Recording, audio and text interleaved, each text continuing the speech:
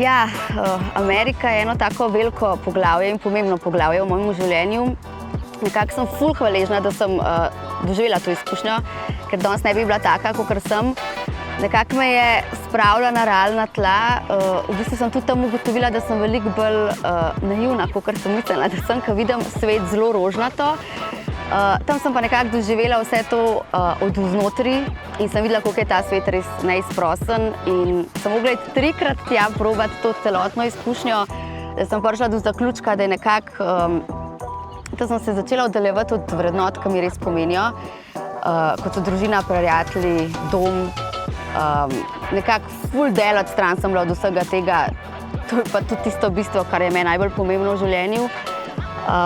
In sem tudi prišla nekako do zaključka, da niso važne te zunanje potrditve, kot so, ne vem, titule, denar, slava. Da je to res nekaj brezveznega, da nekako moramo ostati zvesti sami sebi in svojim vrednotam.